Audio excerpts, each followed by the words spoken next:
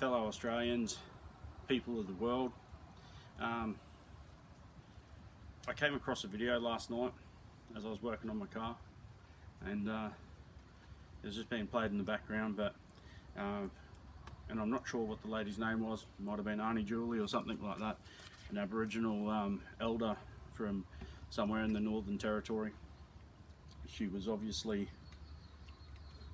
massively distressed, worried about her people, worried about what's happening. You know, that pulls on my heartstrings. Their towns are they're an isolated town. They're probably some of the most remote people in the world. Probably about 3,500 kilometres from here. I'm in Brisbane, on the east coast of Australia. She's in the middle of nowhere in the Northern Territory. And their local Aboriginal communities are, what would we say, besieged, being attacked by government forces, I guess you could say, which is the Australian Defence Force, probably cops as well, under order from some piece of shit, who, by the sounds of it, they're going around forcibly taking people away to detention centres. Don't know. I don't know the full details whether they're going to be vaccinating people, but I'm sure that they're, by the sounds of it, they're acting against the people's will. So she was furious. She knows more than me. I don't know anything. I don't watch any news, anything like that. But this is where I get my news from. You know, people send me stuff all the time.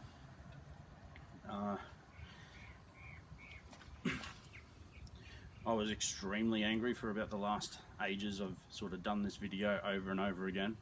I'm sort of calmed down a fair bit now. It's obvious that these bullies, these government forces, are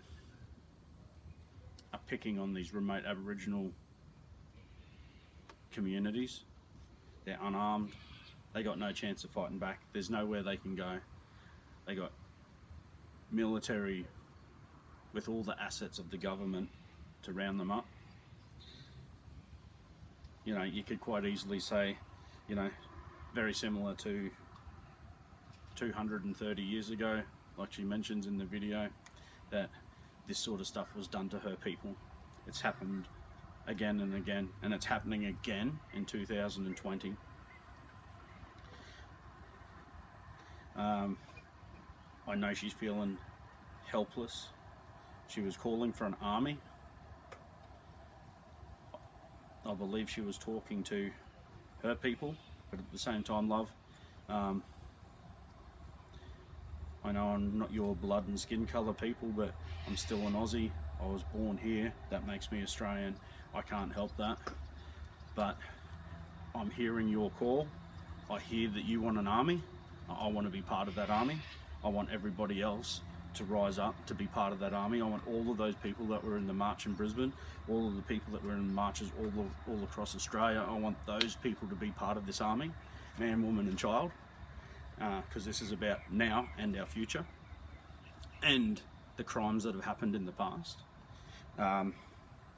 All of those people who turned up to these rallies over the, you know, whether it's the last year and especially last weekend when we had the biggest turnouts ever. If we all grab one person, one extra person to take along to these rallies, we double those rallies, you know.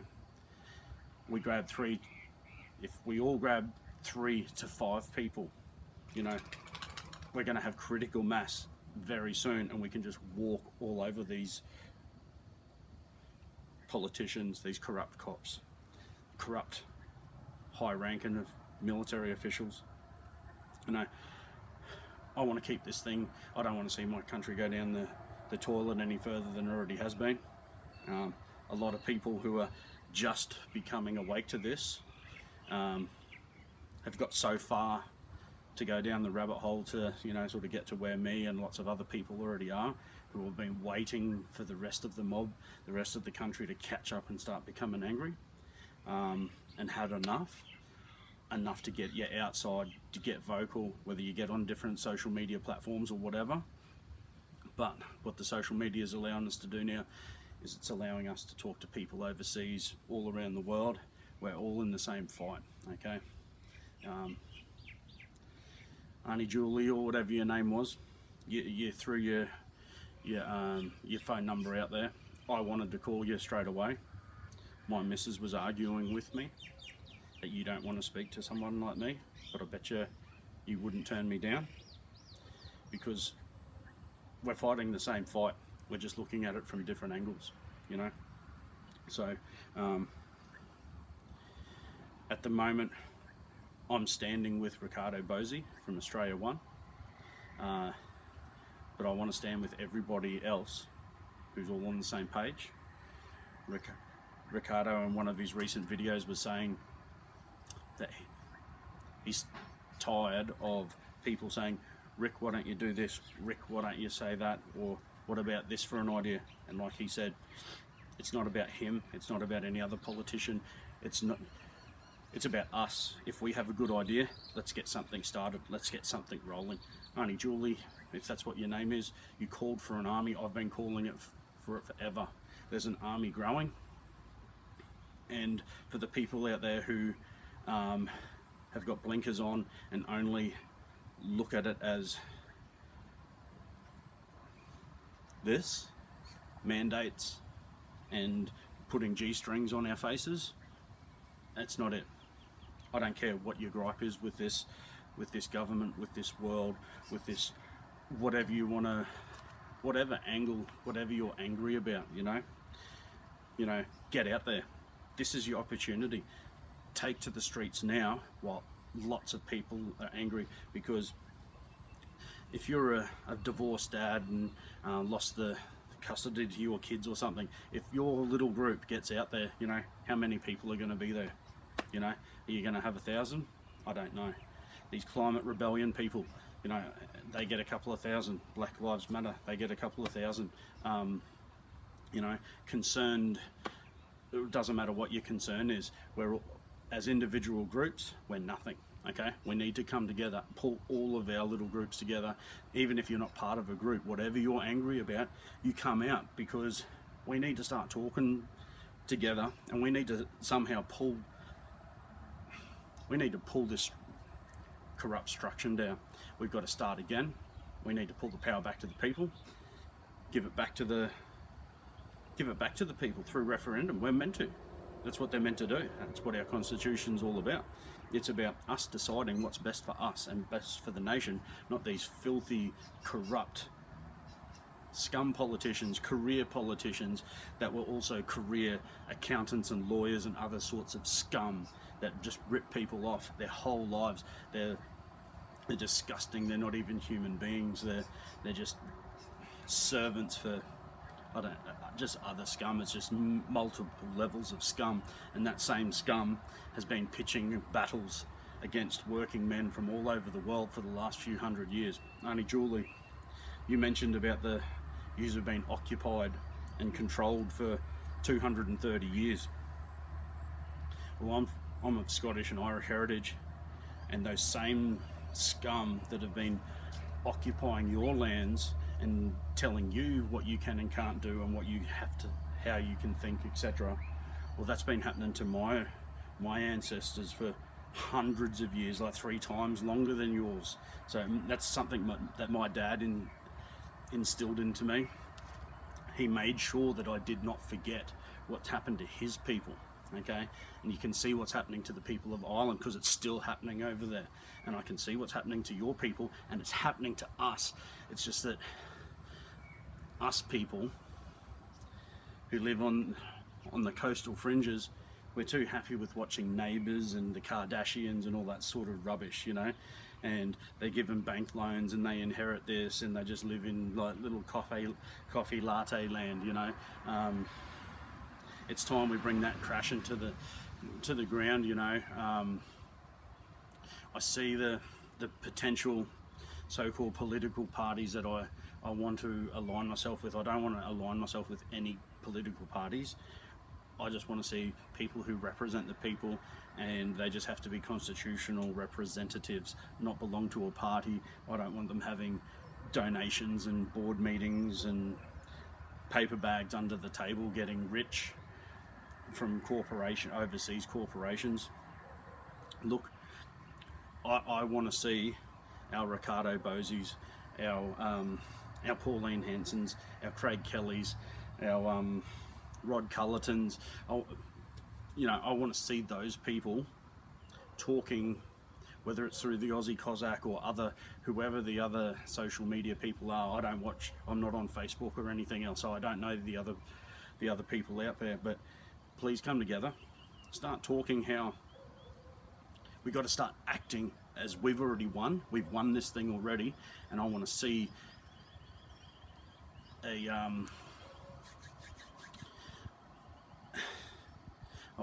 us start talking like how we're going to be running the show when this is done.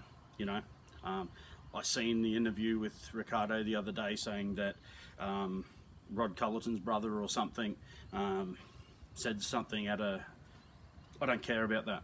I want us to get past that. If we can't get past these little things, it's not going to happen. We need to put everything aside, come together as Australians, win this thing, take control, reset our laws to how they should have been, and then we can, make a plan of going forward. I just got into gel blasters on the weekend, over the last 2 weeks, right? In this country, Queensland is the sole surviving state that is allowed to have a plastic gel blaster that shoots little not even plastic, they're gelatin balls with water. They're just swelled up gelatin balls that get fired out. It's good fun. I was playing with 6, 8, 10-year-old girls that were having the ball of their life, running around carrying these gel blasters that are bigger than them. And you go across an imaginary line called the border to New South Wales or any of the other states in Australia, and a fully grown man, he might have been a police officer, he might be a firefighter, or he might have joined the army. He's not even allowed to own that little toy. That 6-year-old girl was running around playing shoot 'em ups with me. That's pathetic. And how do you take that? I'm seething. I can't understand how we're meant to be grown men and we're not even allowed to have like a little plastic toy that can't hurt anybody. So whatever your grievance is, whether it's gel blasters, bring back the biff. If you're a football fan and you grew up in the 80s and 90s, we know what rugby league is. They destroyed our game. So bring back the biff. AFL. They took it out of that as well. Now they just push each other, and I can't even watch the game. It's pathetic, Whatever your gripe is, whether it's people who sit in the right lane and just hog the lane and cause traffic, whatever you're angry about, you've got to be angry about something, whether it's selling off our assets. Our government used to own everything under the Commonwealth. We sold off everything, and we're in more debt than ever. Okay, our defence force, it's been gutted. These submarines that they're talking about, they should have been here already. They should have been planning this ages and ages and ages ago, and we got nothing. Since they got rid of our F-111s, we're completely defenceless. We're just floating in the water, just waiting for whoever wants to attack us. We got nothing. Look at the money, the hundreds of billions of dollars that have been wasted on whether it's Euro Tigers, Joint Strike Fighters, interim planes like the F-18, the submarine debacle. It just goes on forever and ever and ever. They keep buying military hardware off the plan, never been proven, and we're the ones it's the taxpayers paying for it. And it's happened that much over the last 30 years. I'm sure it's by design to keep us defenseless,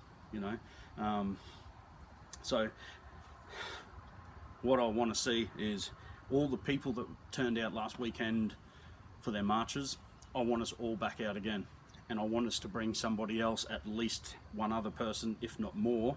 And this time it's we're becoming part of the army that's going to take Australia back and make this weekend keep your hands off our Aboriginal people in these remote communities. You want to have a fight, you take the fight where the people are, okay? You don't isolate these little communities that are defenseless, got nothing, you know.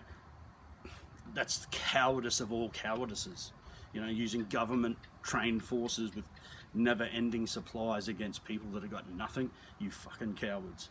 So if your name's Auntie Julie, I want to be part of this army. This has got, you can't just fight it alone. It's not just a fight for Aboriginal people.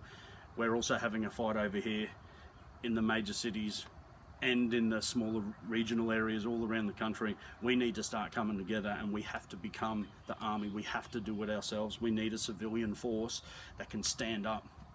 You know, we have to get to a critical, once we get to a critical mass, we don't have to start marching through the streets.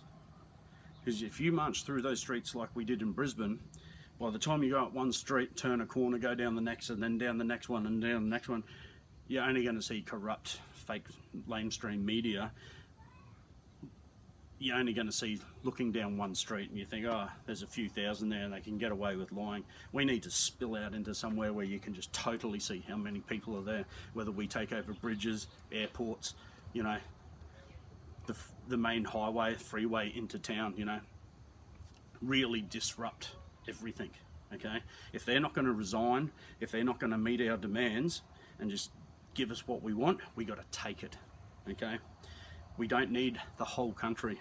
Like Ricardo says, we only need enough, and we have to hit these choke points. The few critical intersections, we just choke them to death. Stop the country with people power. You know, if we have 1,000 people, the cops can bully us like they have been. We get 10,000, they have to take an easy approach. We get 100,000, they can't do anything. We get 1 million, we can walk all over them. We can walk through police headquarters, we can walk into Government House. So, you know, let's come together. Let's make this a big turnout. Let's show some solidarity to our Aboriginal brothers and sisters over there, and come together, holding hands as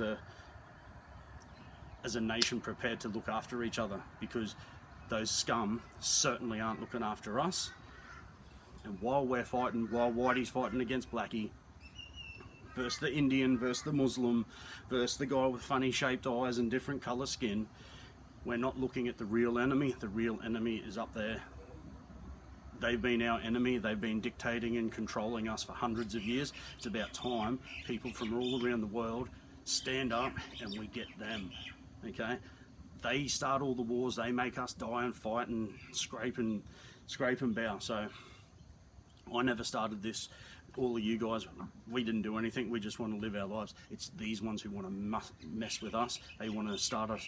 They want to start wars. They want to force us, put the thumb screws on us, tell us what we can and can't say. You know, let's fight back. Let's fight back, Australia. Stand up, come together. Auntie Julie, let's get this army happening, okay? Don't waste your good warrior boys running straight into the enemy where they're strong. We hit them where they're weak, okay? That's what they do to us. We got to start doing it to them. The media, that should be target number one. Without their media platforms, their propaganda, they got nothing. As soon as if we can shut that down, they lose their voice. People will start turning off. People will start waking up. Fight on, stand up. Good on you guys. Thank you.